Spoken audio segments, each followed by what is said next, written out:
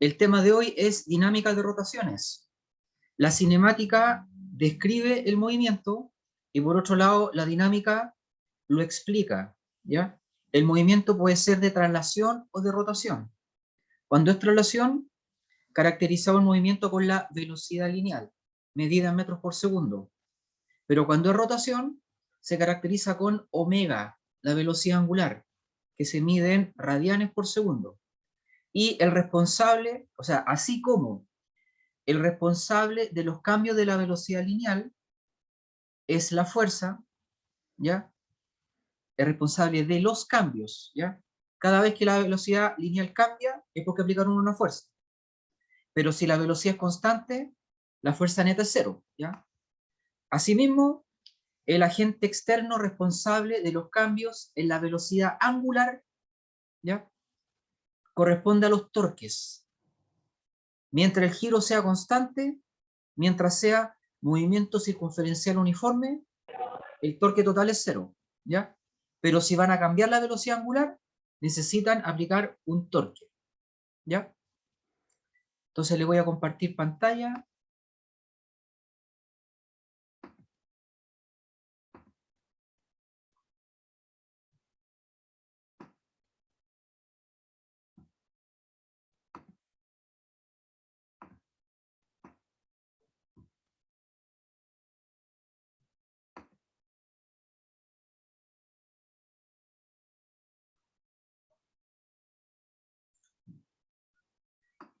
Objetivo de la clase de hoy, en primer lugar, comprender el concepto de momento de inercia o inercia de rotación, ¿ya? La inercia es una variable que mientras más grande tenga su valor, indica que más cuesta cambiar el estado de movimiento. Pero el estado de movimiento se caracteriza con la velocidad lineal y con la velocidad angular. La inercia que caracteriza el cambio de velocidad lineal es la masa en kilogramos, y por otro lado, la variable que nos dice cuánto cuesta cambiar la velocidad angular corresponde al momento de inercia, simbolizado con la letra I mayúscula, y que se mide en kilogramos por metros cuadrados. Fíjense que hay en kilogramos por metros cuadrados, hay unidades de masa y unidades de espacio, metros al cuadrado, ¿ya? Lo que implica que la geometría también influye en los giros. No solo influye la masa, también la geometría. Ítem 2, también vamos a ver velocidad y aceleración angular, ¿ya? Velocidad angular medida en radianes por segundo, y aceleración angular es obviamente la razón de cambio de la velocidad angular, y se mide en radianes por segundo al cuadrado. Después vamos a ver momentum angular y torque. Momentum angular significa cantidad de movimiento, pero de movimiento de rotación.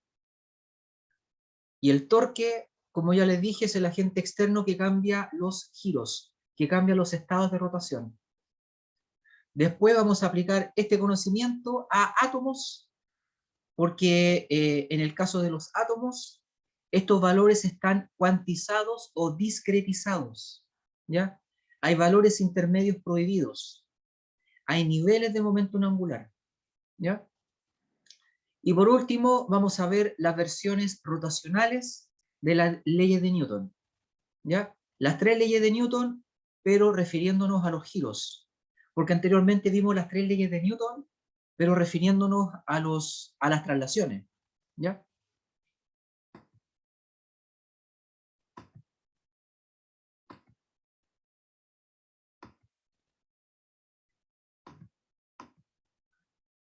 Entonces, en primer lugar, vamos a ver el concepto de inercia, que es la tendencia de un objeto a mantener su estado de movimiento, pero el movimiento puede ser traslación o rotación.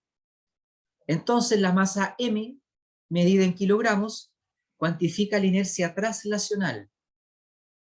¿Cuánto cuesta cambiar la traslación de un objeto? Por otro lado, el momento de inercia, I mayúscula, medido en kilogramos por metro cuadrado, cuantifica la inercia rotacional.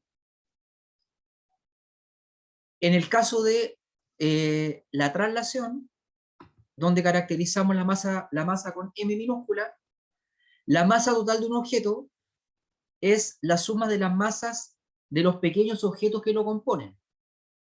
O sea, la masa de un sistema es igual a la sumatoria de todas las masas de los objetos que componen al sistema. Por otro lado, cuando tienen un objeto girando, por ejemplo una hélice, asimismo podemos decir que su inercia rotacional es igual a la sumatoria de todas las inercias de giro, las inercias rotacionales, que componen al objeto. Pero en este caso, a diferencia del caso traslacional, donde la inercia traslacional se mide con m, en este caso, la inercia de cada punto que compone al objeto, la inercia rotacional de cada componente de un objeto que gira, es m por r al cuadrado. Obviamente r es la distancia al eje de giro. Sabiendo eso, sabiendo que la inercia de un punto es m por r al cuadrado, cuando uno hace la sumatoria, puede obtener el momento de inercia de una esfera, de un cilindro o de cualquier objeto de una forma compleja. Pero siempre recordando que la inercia de cada componente es mr cuadrado. Ojo que, como el objeto cambia de forma, el valor r no tiene por qué ser constante, dado que si el objeto tiene una forma variable, entonces la distancia desde un punto al eje de giro tiene que cambiar, ¿ya? Entonces aquí vamos a ver el momento de inercia de otros objetos en rotación. Por ejemplo, para un cilindro, la primera imagen, un cilindro sólido girando en torno de un eje que pasa por el centro, el momento de inercia total, o sea, la sumatoria de todos los mr cuadrados, considerando que los puntos que están justo en el centro tienen un r igual a 0, y los puntos que están en el borde tienen un r igual a r mayúscula. Entonces se pasa desde 0 hasta r mayúscula continuamente por todos los valores. La sumatoria da un medio de la masa total por el radio del cilindro al cuadrado. Para el caso de un anillo, da masa por r al cuadrado. Para una esfera sólida, como nuestro planeta, daría 2/5 de m por r al cuadrado. Para una varilla que gira en torno de su centro, da 1/12 de la masa por la longitud al cuadrado, etc. ¿Ya? Los cuatro primeros son los que más se utilizan, ¿ya? Además, es bueno saber que el hecho de que un objeto sea un punto o no depende de la escala, ¿ya? Si el eje está muy lejos del objeto, muy lejos, por ejemplo, la Tierra girando en torno del Sol, como el eje está tan lejos, la Tierra se ve como un punto, ¿ya? Pero si el eje está muy cerca, la Tierra ya no se ve como un punto y hay que usar otra fórmula, ¿ya? O sea, depende de la escala. Resulta que la Tierra y la Luna ambas giran en torno del centro de masas, que es la posición promedio del sistema Tierra-Luna, ¿ya? En ese caso, la Tierra girando en torno del centro de masa ya no es un punto, ¿ya? Y hay que usar una fórmula más compleja para encontrar el momento de inercia. Pero la Tierra girando en torno del Sol, ahí se ve como un punto, ¿ya? Entonces la primera variable dinámica es el momento de inercia, que cuantifica la tendencia a seguir girando de la forma como está el objeto. Mientras más grande ese número, mayor es la tendencia, más va a costar partir del reposo al giro o pasar del giro al reposo, ¿ya? Eso lo mide I mayúscula, ¿ya? Ahora, el giro lo cuantificamos con la velocidad angular, el vector omega. Es un vector medido en radianes por segundo, tal que el versor se obtiene por medio de la regla del tirabuzón, y su módulo es 2pi dividido por el periodo. Va a quedar medido en radianes dividido por segundo.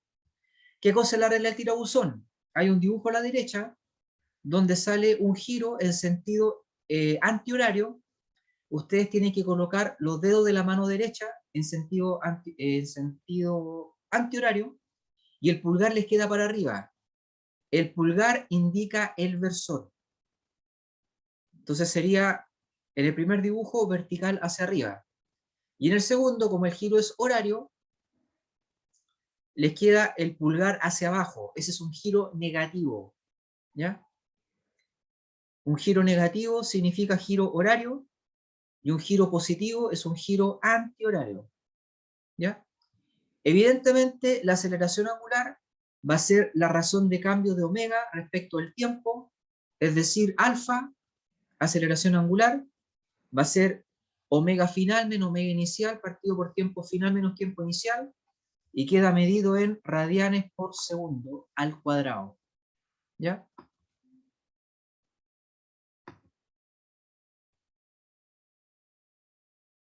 ¿Alguna duda?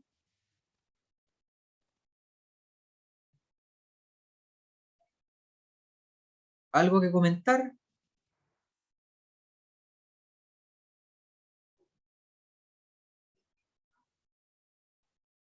Macareno Lave, ¿alguna duda? No, ninguna. Sebastián Ortega,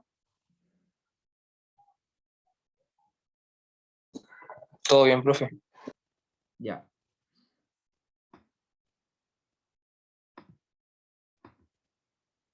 Continuamos entonces.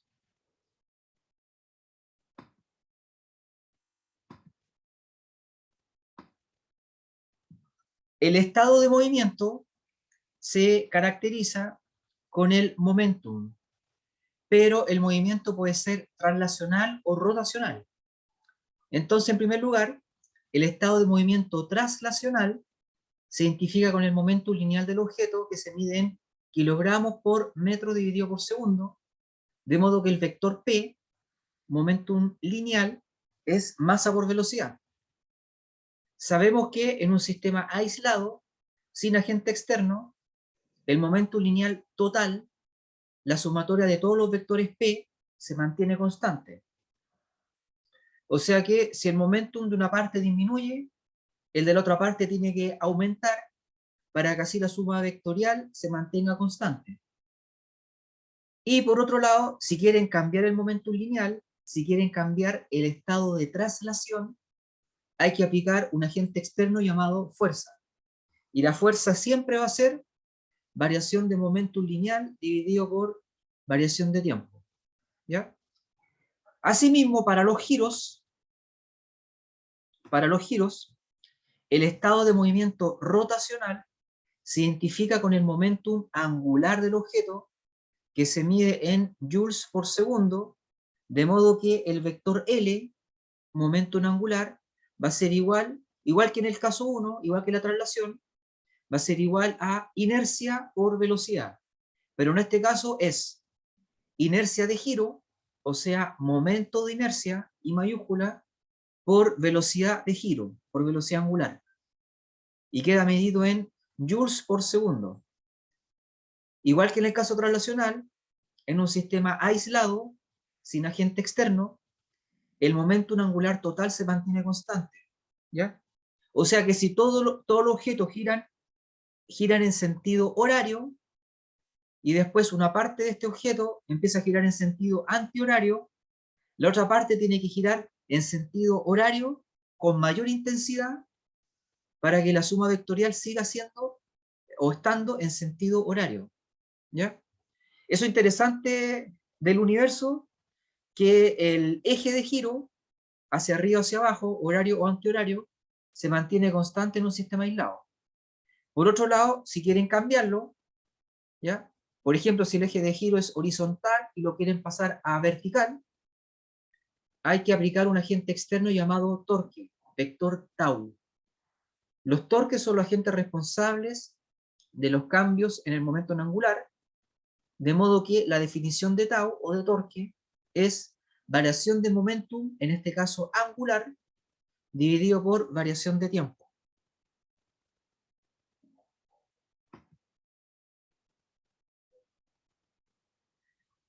Existen dos casos especiales de momentum angular a nivel atómico.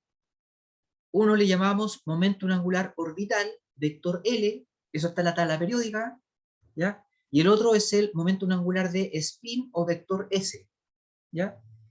La razón de ser de esta distinción es que un electrón, cuando tiene giro o rotación, ¿ya? Tiene una órbita en torno del núcleo, caracterizada con el vector L, pero también tiene algo parecido a un giro en torno de sí mismo, caracterizado por el vector S, ¿ya? En el caso de la Tierra tiene un vector L asociado a los 365 días que se demora en girar en torno del Sol, y también tiene un giro identificado con el vector S o spin, asociado a las 24 horas que dura el día. Así que la Tierra al menos tiene dos tipos de giros, así que también va a tener un vector L y un vector S. En el caso del vector L, corresponde al estado de rotación en torno a un eje externo, por ejemplo, la Tierra orbitando en torno del Sol o un electrón orbitando en torno del núcleo. Por otro lado, el vector S o spin corresponde al estado de giro en torno de un eje interno. Ejemplos: la Tierra rotando en torno del eje norte-sur y un electrón girando en el experimento de Stern-Gerlach, ¿ya? El experimento de Stern-Gerlach permitió determinar que los electrones tienen spin, ¿ya? Eso fue un avance súper importante en la química, y en la guía sale una pequeña explicación de este experimento, ¿ya?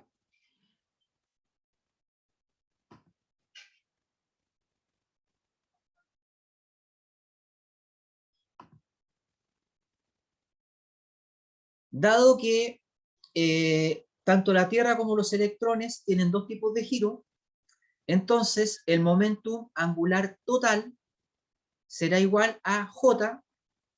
¿Qué significa J? Momentum angular total, y será igual al vector L más el vector S. O sea que en un sistema aislado, J, que es el momentum angular total, la sumatoria de todos los momentum, ¿ya? J se mantiene constante.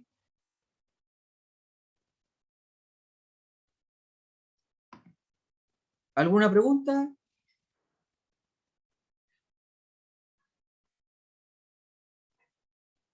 Álvaro Cepero, ¿alguna duda?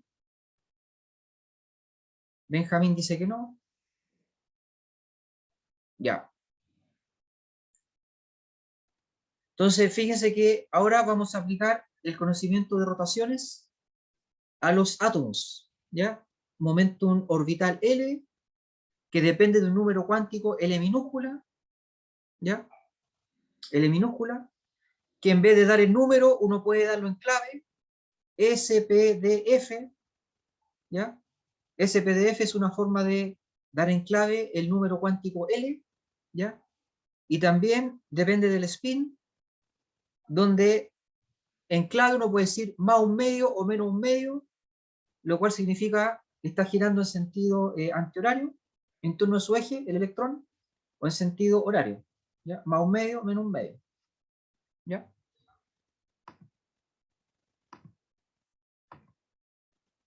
Entonces aquí dice que para el mundo microscópico se cumple que el vector L, momentum angular orbital, es un vector que vale Lx, Li, Lz. El módulo de L vale raíz cuadrada de L por L más 1, y todo eso por H barra. ¿Qué cosa es L minúscula?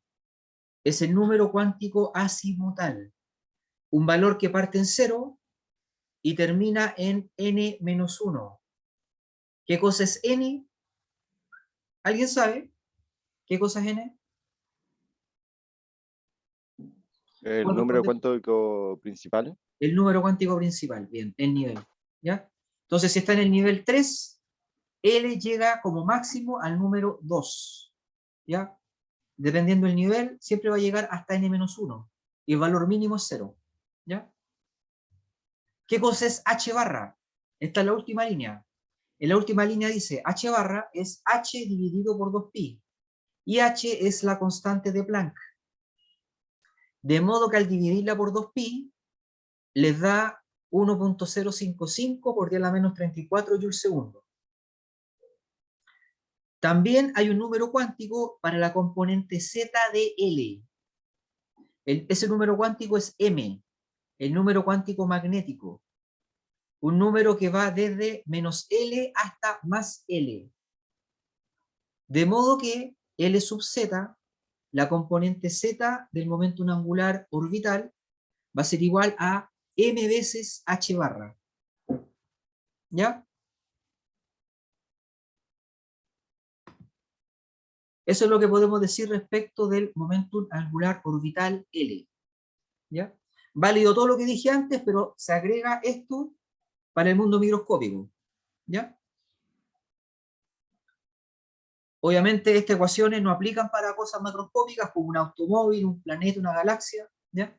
No aplican porque el efecto cuántico no se nota. ¿Ya? Entonces podemos decir que para objetos macroscópicos, como un planeta, un automóvil, podemos decir que no está cuantizado. ¿Ya? Aunque de verdad sí está cuantizado, pero no se nota, porque no tenemos medidores de intervalos igual a 10 a la menos 34 de un segundo. Eso es despreciable. ¿Ya? Nuestro margen de error es miles de millones de veces mayor que eso. ¿Ya? ¿Alguna pregunta?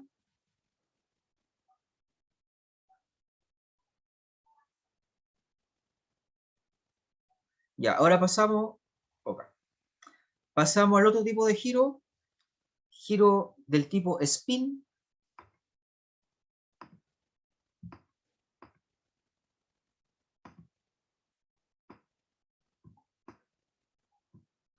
Sobre el spin. El spin es otro tipo de momento angular que se simboliza con un vector S sub X, S sub Y, S sub Z. El módulo del spin va a ser igual a raíz cuadrada de S por S más 1 H barra, siendo S el número cuántico de spin que siempre vale un medio, así que S mayúscula es constante, porque S solo tiene un valor posible, ¿ya?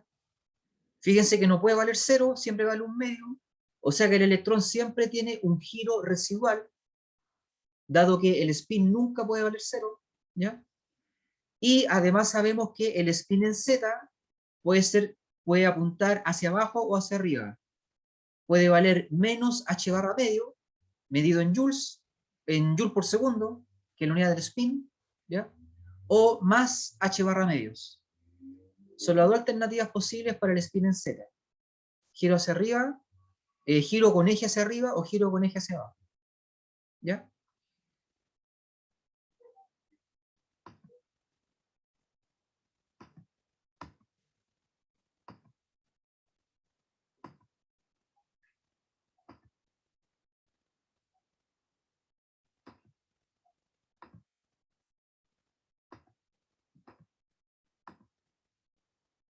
¿Alguna duda sobre el spin?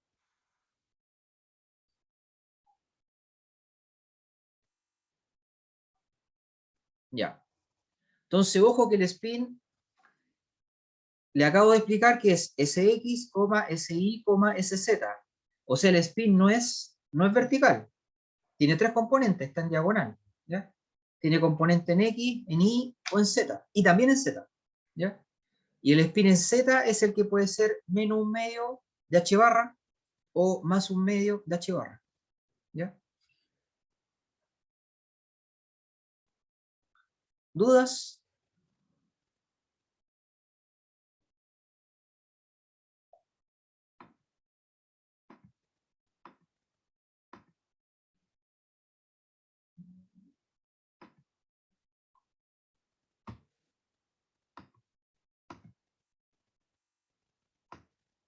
Entonces ahora vamos a ver las versiones rotacionales de las tres leyes de Newton.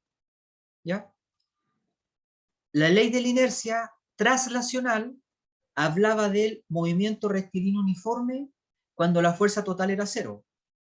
En cambio acá, la primera ley rotacional habla de movimiento circunferencial uniforme cuando el torque total es igual a cero. ¿Ya?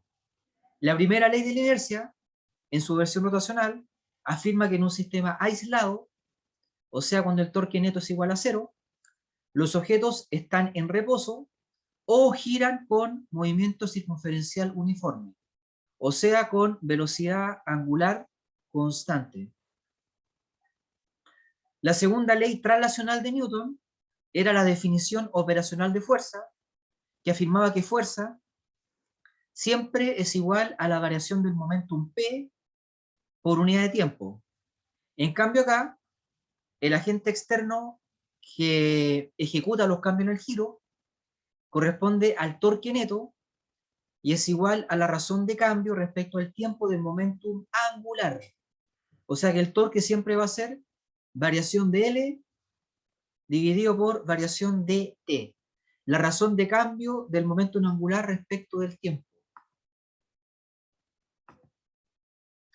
Además, si el momento de inercia es constante, podemos escribir que el torque es igual a I por alfa, ¿ya? Momento de inercia por aceleración angular, y siempre se cumple que el torque ejercido por una fuerza va a ser igual a R cruz F, un producto cruz, o sea, hay que usar un determinante, ¿ya? Y hacer el producto cruz entre R y F.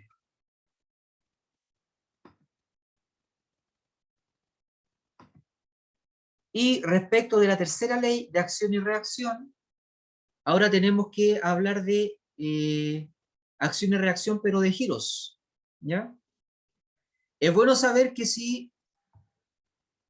que en un sistema aislado, por ejemplo, un astronauta flotando en el espacio, ¿ya?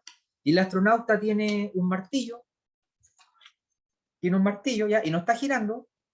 Entonces, cuando el astronauta lanza el martillo, ¿ya? El martillo empieza a girar así, ¿ya? Pero el astronauta empieza a girar para el otro lado, ¿ya? Esto acá no se nota porque siempre estamos afirmados a la superficie terrestre gracias al peso, ¿ya? Pero en un sistema aislado se notaría que si el giro inicial es cero, cuando el astronauta está en reposo con el martillo, y si después empieza a girar el martillo, entonces el astronauta tiene que girar para el otro lado para que el giro total siga siendo cero. Ese es un ejemplo de la tercera ley de Newton, de acción y reacción, pero para los giros. Entonces aquí podemos leer que debido a que estos modelos están diseñados a partir del concepto del sólido rígido, entonces se entiende que al interior de este cuerpo no deberían haber torques producidos por las partículas que componen el cuerpo. Esto ayuda a entender una visión de la tercera ley en base al torque, que afirma que el torque interno neto es igual a cero. O sea, los torques internos se anulan. Y si tienen un sistema como un gas formado por miles de millones de partículas, entonces también se cumple que si una parte del sistema empieza a girar para cierto lado, el otro tiene que girar para el otro lado para compensar el giro neto y hacer que siga siendo cero, ¿ya? En general, se compensa para mantener el valor original. Y el valor original no tiene por qué ser obligatoriamente cero, ¿ya?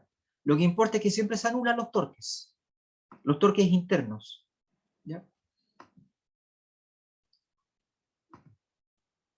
Entonces, cada vez que ustedes tratan de hacer que algo gire, una tómbola, una hélice, un destornillador, ustedes también tienden a girar hacia el otro lado, ¿ya? Si no ocurre, es porque estamos en un sistema que no es aislado, donde está el peso, ¿ya? Donde está la superficie terrestre, etc. Pero imaginen lo complicado que debe ser para un astronauta usar un destornillador, ¿ya? Cuando hacen caminatas espaciales. Ahora, sabiendo esto, si se fijan, en todos los videos o fotos donde usan destornilladores, ellos están con una mano afirmados y con la otra están atornillando, ¿ya? Y le están dando giro a la estación espacial, pero un giro despreciable, ¿ya?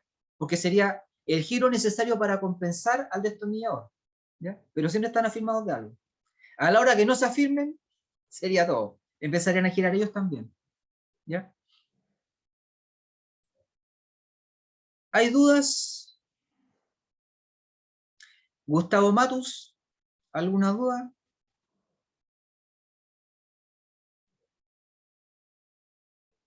Ya, no hay duda. Jesús Gascón.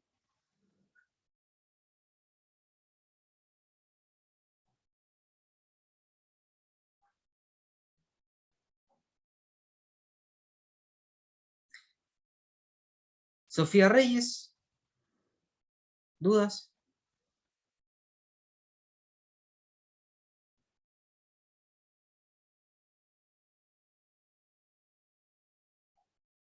Ya. Entonces dejamos hasta aquí esta clase. Me despido y nos vemos mañana.